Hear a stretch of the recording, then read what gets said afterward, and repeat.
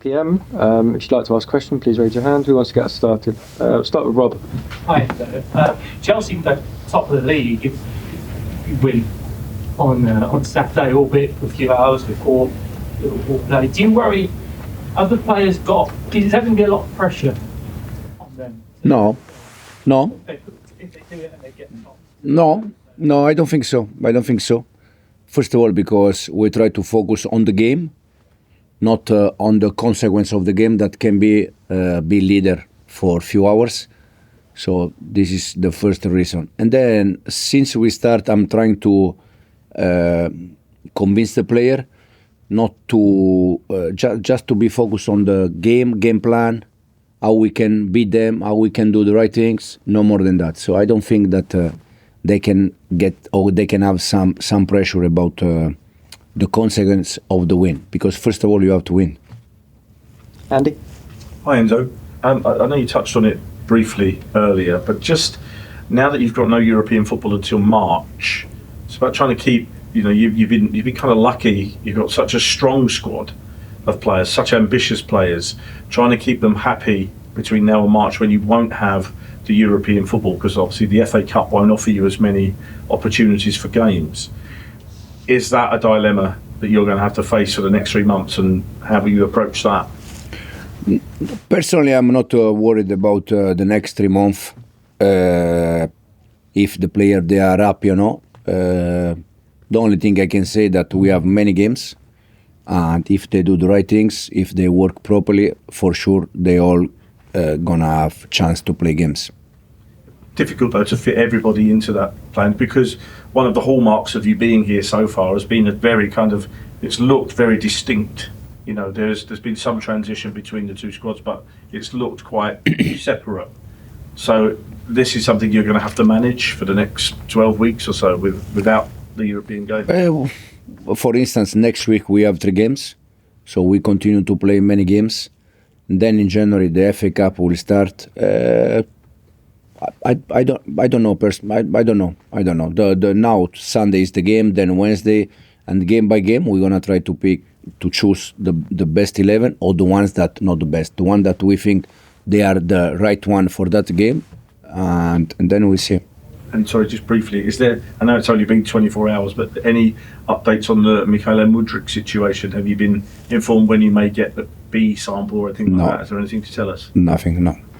Yep. Hi Enzo.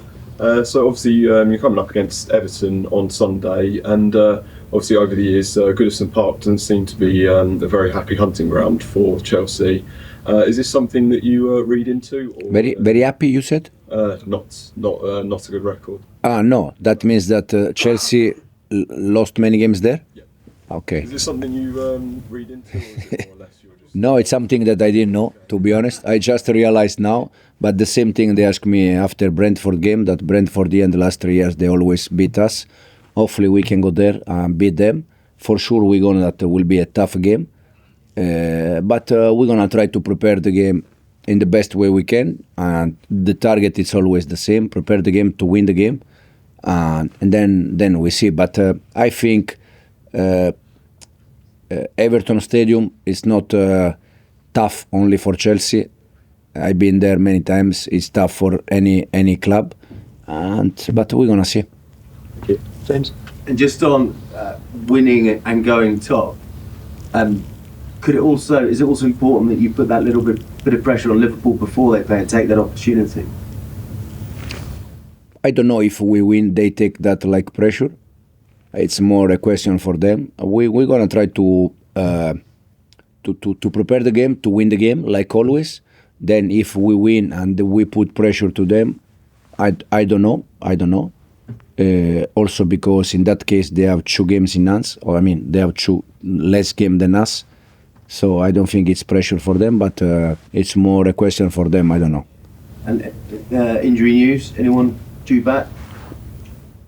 Anyway, Joao is back. You see Joao. Romeo probably will struggle to play Sunday, but probably yes, we see. Tomorrow depends. And then the rest is all clear. Bobby? Hi Enzo. Noni Madueke came off at half-time today. Was that planned, or did he pick up an injury? No. Was planned for Noni. And just wanted to ask about Reece James quickly. We haven't spoken about him in a while. How's he getting on? Is he semi-close to coming back at least? Reece finally tomorrow will start with us for part of the session, so slowly will be back. Doesn't mean that he's going to be with us on Sunday or next Sunday. It's just tomorrow. For him, the plan is part of the session to be with him, and from there to try to build the right condition for him, and finally he can be back with us. Kieran? Hi Enzo. You mentioned about you don't want unhappy players around in the camp after January, so you're going to need to speak to. How will that actually all work out? Will you sit down and think, right, these are the guys who may not get used, I'm going to need to speak one-on-one with them? How will you decide who stays? No, there are players that unfortunately they didn't play a lot with us in all the competition, like Chilwell, like Carney. Probably they are the first that they want to leave because they work every day, they train every day because they want to play games. And if they don't play games, probably they are thinking to leave. But then we see, I think each player, it's a bit different situation. So we're going to see if some of them is coming and knock the door and say, I want to leave or something like this. And we try to find a solution. Simon? But going back to team news, just want to clarify for Fofana and Badiashile as well, stay-ups. Both they are still out, and both they're going to be still out for a long period. Into January? Yeah. Ben? And so Everton have got new owners confirmed today. First of all, does that make the game trickier? There might be a bit of a bounce. And then from your own perspective, when you first try and make an impression on an owner, whether it's Todd at Leicester or Todd Bowley at Padade Bali here, give me a bit of insight into what sort of goes through your mind and how you try and build that instant bond with an owner that you're working with in the early stages. I don't know if the new owner for them can be something good or bad. For sure not bad. So probably can be something good. And then personally, when I met owners, like as you said, top at Leicester or the owners here, I just try to be myself, to be honest with them, to be clear since the first meeting we had, and no more than that. Good. Last couple will go there and then finish with Malik.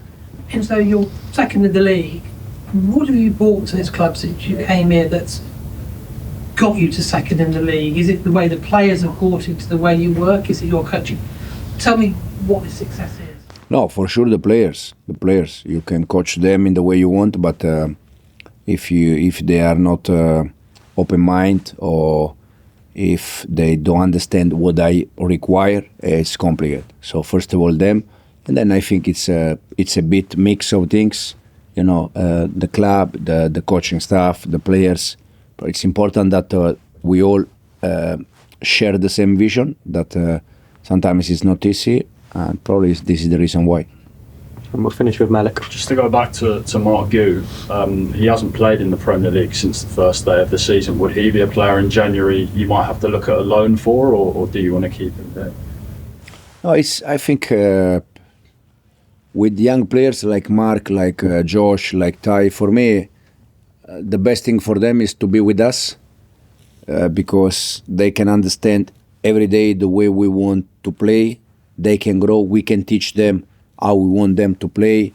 So I think it's better if they stay with us. But and then depends a little bit also the desire of the players. If in this case Mark, his desire is to get more minutes and to play more, we sit with him and we decide together.